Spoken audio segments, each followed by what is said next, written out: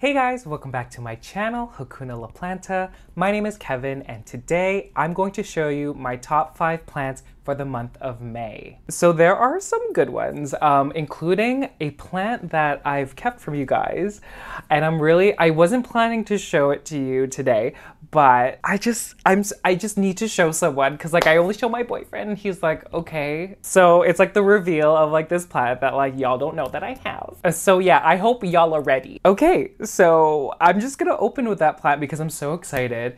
It is the Monstera Obliqua Peru. So initially, you know, when the hype started with this plant a couple years ago, I wasn't really feeling it. People were saying that it's very picky, it needs a lot of humidity, like a lot. And so I wasn't interested because I'm not interested in having like a greenhouse cabinet or like a terrarium. So I just like didn't care for it. But because it's become way more affordable these days, I decided to try it out. And my biggest thing was to see if it was going to do well in LECA. I honestly haven't seen this plant in LECA. I haven't. And so for me, purchasing this plant, it was kind of like an experiment. Like my curiosity was just like, I need to know if I could grow this plant in LECA. And the answer is yes for now. It's only been 6 weeks. I've had this plant for 6 weeks and she looks so good. Okay, she's pushed out a couple leaves. I don't know where to start. I guess I'll show you what she looks like.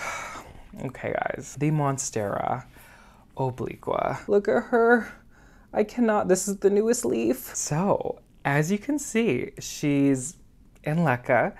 Again, I've had her 6 weeks in LECA, but yeah, look at these leaves. Oh my gosh. So I got this plant from House of Monstera here in Toronto. And actually when I picked up this plant from Bryce, we talked a little bit about his experiences, and they don't grow their obliquas in high humidity. And so that made me feel more comfortable buying one. So I guess I'll pop a picture of, I mean, it's only 6 weeks worth of growth, but this is a picture when I got her. So I think she had 4 or 5 leaves. So there was 1 leaf that died off during the transition into LECA. These 3 were there already. She pushed out this leaf over here.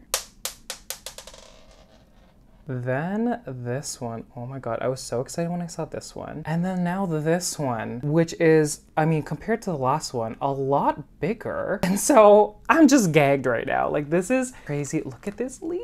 Also guys, she's pushing out a new leaf. I don't know if y'all can see. And you see that new leaf over there. Oh my gosh. So one thing that, you know, I hear a lot of with this plant is that initially when you get it, it'll push out leaves, but then there will be like a runner that just pops out of nowhere. And I've heard different reasons why. Like one theory is that it always needs something to climb on. So when it doesn't have something to climb on, it kind of puts out a runner, you know, to like latch onto something. The second theory is light. So these plants are known for not liking a lot of light. And I don't know if you could tell, but the lower leaves here, because I was scared that the roots were just gonna rot when I transferred it, I blasted it with light. I didn't listen to any of the advice that Bryce gave me, but I was just scared, so I just blasted it with light. She's still under grow light, so these 2 leaves came out while she was further away from a grow light. And I think the third theory is nutrient based. That one I'm not sure.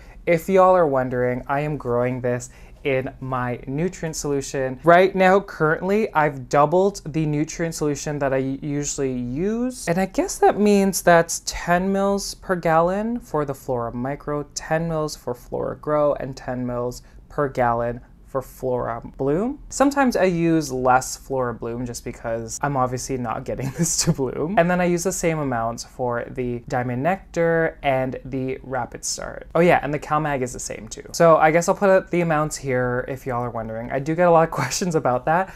I honestly go back and forth. Like I don't stick with one strict like nutrient solution. It's just because I want to experiment and see what happens. So I think for this plant specifically, that's what I'm doing. But yeah, have y'all seen this plant growing in LECA? Because I have not, unless I was just like not looking properly. Yeah, oh my God, look at her. Oh my gosh, look at her. Oh my God, yeah. Okay, she's like real pretty. Y'all are probably wondering why I have a Ziploc here. I knew the fact about runners and potentially it being linked to the plant not having something to climb on. I also believe that you should give a plant all the opportunity to root once it's put out new adventitious roots. By me putting this Ziploc here, oh my god, the reflection. Can you see that these arrow roots have now gone down into the LECA? So yeah, I'm gonna have to repot her. And I don't know, like I need to put her on a plank. I didn't like anticipate that she was going to grow this fast. You can't really see roots, but let me like try here, hold on. Hold on. You could see one in that hole. Future Kevin, zoom in. Do you see that root? I think House of Monstera still has a few left, and I think they're doing a sale, y'all. I didn't talk about my humidity, oh my god. So every season, I think this is just because I picked up, do you see the humidity? It's going up to 83, that's fake. Oh my god, now it's affecting the max. Ugh. I was gonna say every season I reset it so I know the minimum and maximum humidity. Obviously the maximum, I don't know what it is anymore because I'm holding it and it's 95, but the humidity gets as low as 34%. I think the humidity, like the maximum it gets is probably like 70. So it's a fluctuating, usually higher humidity during the day and then 34% at night. And then temperature 62 degrees Fahrenheit and then 85 as the max. Oh, 82, not 85. But again, fluctuates and it doesn't stay at those minimums and maximums. So like in that kind of range. Yeah, the first plant is the Monstera Obliqua, Peru. Okay, so the next plant I showed her recently. It is the Anthurium Regale. I can't believe how beautiful she is. So, I mean, I said it in my Anthurium collection video. If y'all haven't seen it, please check it out now.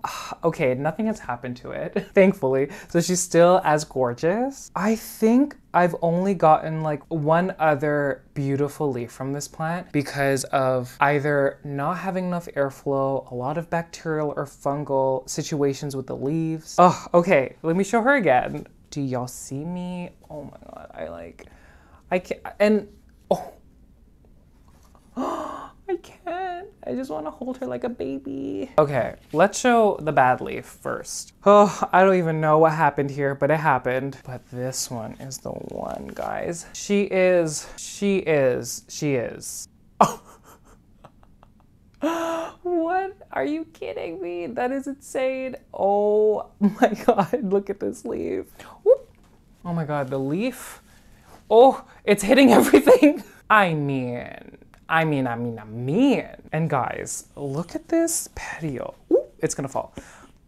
I'm like really scared. Do you see how thick this petiole is compared to the previous one? I think I said she's in Pon, but she's actually in a Pon LECA mix because I ran out of Pon when I potted her, so you could see a little bit. Sorry, she almost fell. Cling wrap is covering some sphagnum moss just to cover the adventitious roots. And I think it's been close to 9 months that she's been in this medium. Again, I relied on the slow release fertilizer that came with the substrate, Lechuza Pon. After about 3 months, I started using a diluted nutrient solution. So my LECA nutrient solution, but maybe a half or a third diluted with water. I do believe I used too much of it because I saw a lot of burning on the edges. Looking back, I should have flushed this more.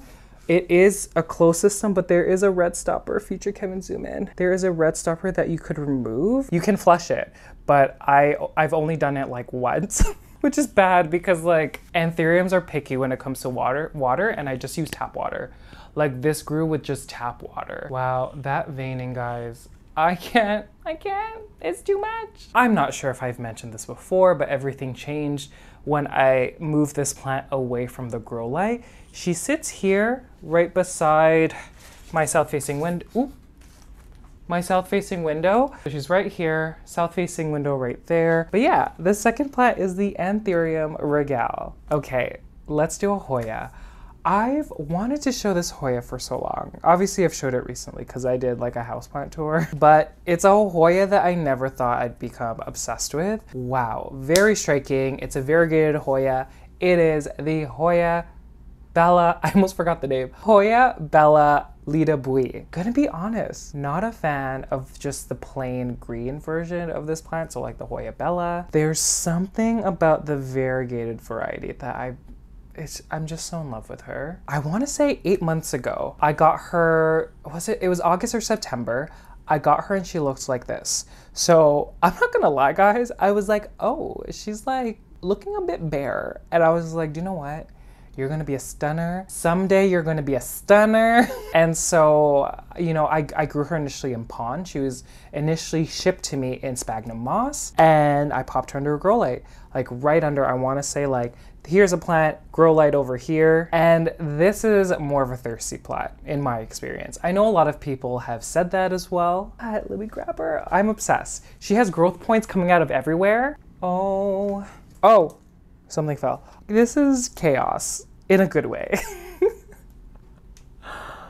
Oh my gosh. How? Look at this.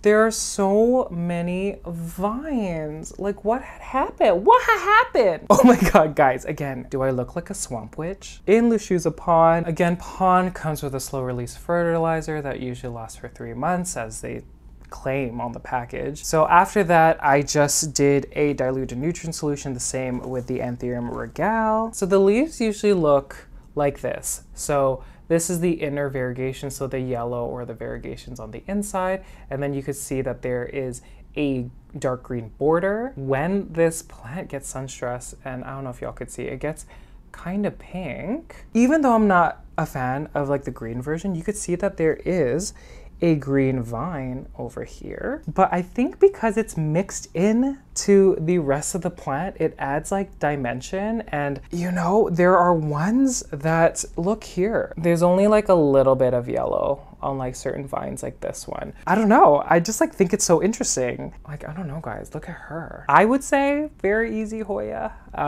just based on my experience. And like I said, it's a thirsty one. So there have been times I have left the reservoir to dry out, which isn't good and not recommended, but she clearly like didn't mind and she bounced back okay. There are maybe like 2 or 3 peduncles that I can see. So right in the center there, here's another one. And I'm really excited to see this grow. I'm really, really, really excited. Okay, so the third plant is the Hoya Bella Lida Buis. Okay, almost knocked over the camera grabbing the next plant.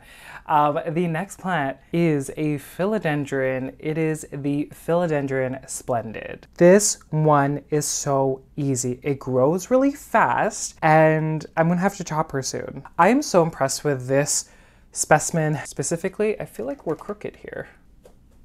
I don't know, the leaves, I'm holding one right now. She's so pretty. And she's in an aeroid mix, guys. Whoa, okay. Guys. Okay, this is the newest leaf. Wow, wow, wow. How do we feel? Even the leaves before that are stunning. I bought this plant with these 2 leaves, and I have since propagated it twice already. So every time she grows, you know, a lot, I just keep cutting her. One thing that I don't prefer is keeping a plant in an aeroid mix in a closed system, just because now I understand that fungus. Oh my God, why did I choose to do this? Anyways, what was I saying? The fungus gnats obviously love very wet organic environments. You know, if it's in a self-watering pot, it really gets and stays wet. But yeah, super impressed because I think this aeroid mix is just like super dense and it holds on to moisture a lot. I've definitely overwatered her. Like the meter over here, although she's like on the drier side now, many times she's reached the top. And, you know, I've tried to pour out the water and I just can't. I've also done the opposite, where I've dried her out so much. There was one time I like didn't water her for like 3-4 weeks. And although, you know, she was limp and not looking the best, she bounced back after I watered her. Because I was scared of losing her, I did air layer her. I don't know if y'all can see, there's a root right smack dab in the center. And then the bottom one here, I think you could see some roots. I was more drawn to the Glorious than the Splendid, but now I'm kind of like in love with the Splendid. You are You're so pretty. Do you know that? She sits beside my south-facing window on the floor. She is covered by my massive Monstera constellation, so she does get quite a bit of shade during the day, even though there are moments of direct light. And yeah, the fourth plant is the Philodendron Splendid. Okay, the last plant on this list is a Syngonium, and oh my gosh, I'm just realizing that all 5 are from different families, but it is the Syngonium Gregos, aka Green Splash, a very interesting Syngonium. Again, I've been so in love with this plant because of the dark spots on the light green leaves, and also newer leaves come out with a pink undertone. Oh, and yeah, I'll just grab her. She's right here. So she looks a bit odd, but again, she still has such gorgeous leaves. She is living in LECA. It's weird how there's like this big block of green up here. Do you see the pink that I'm talking about? I'm so in love with her. And then we have some leaves that are kind of like a half pink with like speckling here. We have some with no spots at all. And yeah, I mean, in my experience, not as fast as the other Syngoniums that I have, but I just love how she's like in a cute little bunch. And one thing that I've noticed, because I bought this as one plant, I forgot, I have a picture. This is the picture. I don't know how long ago this was, but as you can see, I think she only had 4 leaves. Now, like, she has pupped everywhere. There are cute little pups. This is a cute pup over here. If I rotate, there's another cute little plant over here, and like 2 more that kind of look like they're part of the plant. I think it's these leaves here. Oh yeah, there's a cute one in the front. Look at this cute little pup. Oh my gosh, I love how they look like spades. Love that. So I haven't experienced propagating this plant.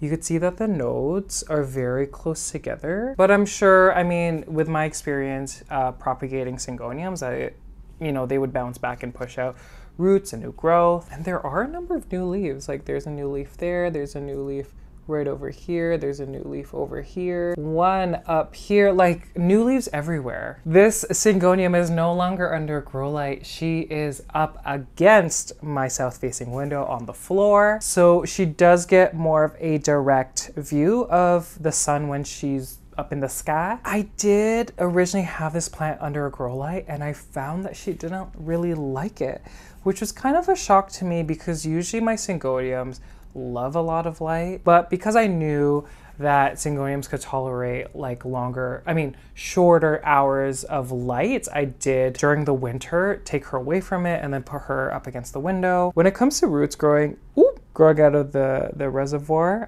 they do. I've had to cut them a few times. In my experience, Syngoniums can tolerate their roots sitting in water if they grew in water initially. You don't escape the chance of rot, but if those roots are already acclimated to it, then they should be fine for a bit. With my plants in LECA, I've just started using HydroGuard by Bonicare. I don't even know the name of it, but it's supposed to facilitate like root health. Anyhow, so look how cute, guys. She's like gorgeous from like every angle. Like, there are just like pups and you could see it. That's the interesting thing. She faces this way, like towards the window, and all the leaves are just facing that way. I just like love plants. They're so smart. But yeah, the 5th plant is the Syngonium Green Splash, aka Grey Ghost. And again, I'm going to include an honorable mention.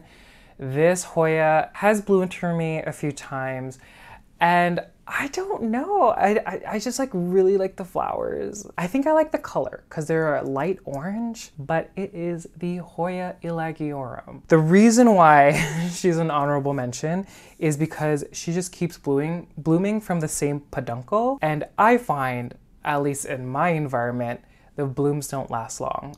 I want to say they might last a maximum of 2-3 days, and then they drop. So as I was grabbing all these plants, I was grabbing the Hoya Bella, and I saw the flowers, and I'm like, oh my god, I have to show them because I think they just opened. So here we are. Okay, so I think I've made this known already that I am not a fan of the foliage of this plant. Very strange. Like, longer leaves. I don't know if they're supposed to look crinkly like this or if they're supposed to look long and smooth, but for me, they look crinkly, specifically with the top ones here. But do you all see that? Future Kevin, zoom in. Oh my gosh, she's like right in the middle of all this foliage, just hiding under the foliage. And she's stunning. There's another part that's about to flower. Like, what? Are you kidding? There's another peduncle right there. And honestly, ever since I increased my FloraBloom in my nutrient solution, there's been peduncles everywhere. And there's an interesting one. There's like a peduncle on a peduncle. And like, I don't know if this happens ever, but right in the center, there's a peduncle. She's dried out, but there's a peduncle coming out of a peduncle. Like, what? Anyhow, let's look at the flowers again, because like, I don't smell anything, guys. It's like a subtle, light, floral sweetness. And this is actually, I know people have told me that Hoyas usually smell the strongest in the morning, but I think it's a bit spicy.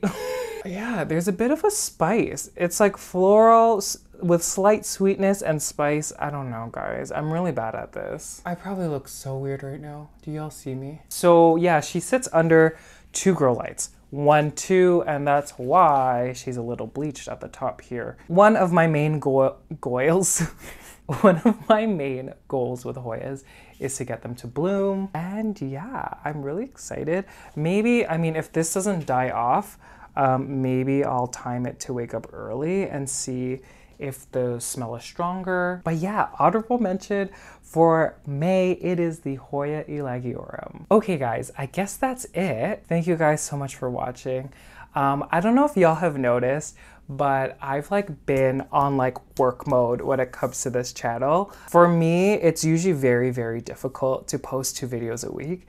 And I've done it for the past 3 weeks, and I'm like, can I just say I'm very proud of myself? I think like it's the season. I think spring and summer, I'm in a better mood to either film or like do like plant care. Oh my God, I'd even address this. I just reached 20,000 subscribers on YouTube on this channel. Oh my God, I can't even believe. Okay, for all of you that have been here for that long and for all the new viewers, I am so thankful, very, very thankful for all of you. And so yeah, I'm so excited for the next chapter. Anyhow, which plants shocked you? Which plants were your favorites in this video? I'm gonna have to say, again, the Regale, y'all. Like, are you kidding? Are you kidding? I think the next video is going to be an update similar to my Jose Bono video, a 9-month update of my Monstera Thai constellation propagations. I think I only lost 2 plants from the initial cut. Oh my God, I can't talk. I think I only lost 2 cuttings from the initial chop. And yeah, all of them are alive. All of them are they're doing okay. And obviously, y'all, I'm gonna show you the big one, which was the top cutting. And I'm looking at her. She is facing me and she looks gorgeous. Thank you guys so much for watching. If you've made it to the very end, thank you guys so much. I greatly appreciate it. And I'll see you guys later. Bye.